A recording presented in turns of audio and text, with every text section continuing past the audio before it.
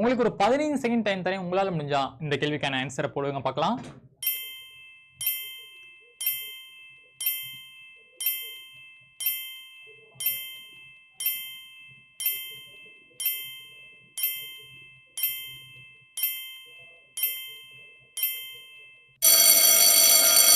கேள்வி என்னது?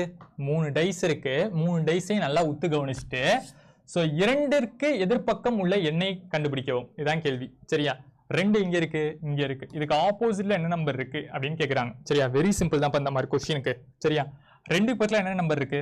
1 4. சரியா? இந்த 1 4 கனெக்ட் ஆன மாதிரி வேற எங்க இருக்கு? இங்கேயும் பாருங்க 1 4 இருக்கு. சரியா?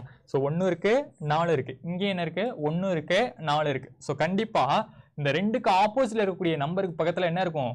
1 இருக்கும், 4 இருக்கும். சரியா? அப்படி இருக்கும்போது இங்க என்ன நம்பர் இருக்கு? 6 இருக்கு. அந்த 6 என்னவா இருக்கும்? இந்த சைடு தானே இருந்திருக்கும். அப்ப 2க்கு எதிர்பக்கம் என்னதான் இருக்கு? நமக்கு 6 தான் இருக்கு. சோ ஆப்ஷன் ஏ தான் நமக்கான ஆன்சர். இதே மாதிரி இன்னொரு கேள்வி டிஸ்ப்ளே பண்ணியிருக்கேன்.